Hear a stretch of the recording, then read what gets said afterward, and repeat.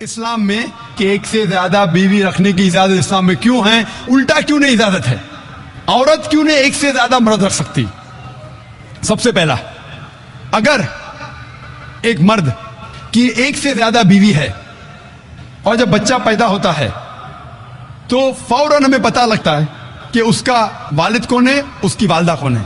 लेकिन अगर एक औरत के एक से ज्यादा शौहर है, एक औरत के एक से ज्यादा शौहर है, अगर बच्चा पैदा होगा तो वालदा का तो पता लगेगा, वालिद का पता नहीं लगेगा।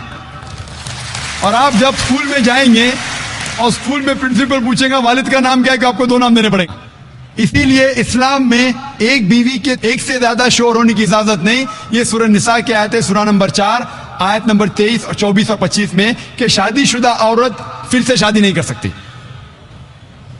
और कई वजह है। हम जानते हैं कि साइंस और टेक्नोलॉजी बढ़ने के बाद आज डीएनए टेस्टिंग के हिसाब से हमें पता चल सकता है कौन वालिद है कौन वालदा है। लेकिन ये तो अभी रिसेंट डिस्कवरी है, इतने साल पहले तो पता नहीं था। और ये एक सिर्फ वजह नहीं है, ये भी 100% डेफिनेट नहीं है, बट मान भी लो 100% डेफिनेट है, ये एक वजह नहीं और कई वजह है।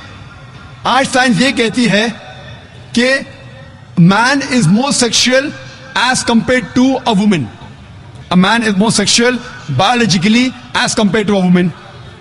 तीसरी वजह है कि एक आदमी मल्टीपल शौहर की जिम्मेदारी संभाल सकता है, एक से ज्यादा शौहर की जिम्मेदारी संभाल सकता है, लेकिन औरत एक से ज्यादा बीवी की जिम्मेदारी संभाल नहीं सकती, क्योंकि एक औरत में मेंस्ट्रुअल साइकिल होता है। Due to the menstrual cycle उसकी जहनी हालत बदलती रहती है, due to the estrogen level going up and down. कोई भी डॉक्टर से पूछिए, वो कहेगा कि during this period it is difficult for her to maintain a balance.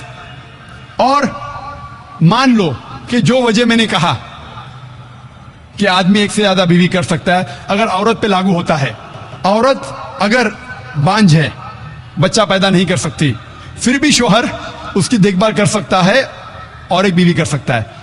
लेकिन साइंस ये कहती है कि अगर मालूम पड़ता है कि औरत बांझ है या आदमी बच्चा पैदा करने में हिस्सा नहीं ले सकता है, फिर भी चांसेस है कि ये सिचुएशन चेंज हो सकती है। अगर बीवी को पता लगता है कि आदमी में कुछ बीमारी है जिसके वजह से वो बच्चा पैदा नहीं कर सकता, बच्चा पैदा करने में हिस्सा नहीं ले सकता है, लेकिन ये 100% डेफिनेट नहीं। अगर वो और एक शौहर से शादी करती है, चांसेस है कि दिस पोजीशन कैन रिवर्स, और कब रिवर्स होगा ये कोई नहीं कह सकता। फिर जब बच्चा पैदा होगा हमें पता नहीं लगेगा कौन उसका बाप है, पहला शौहर या दूसरा शौहर। उसके बावजूद अगर शौहर अपाहिज हो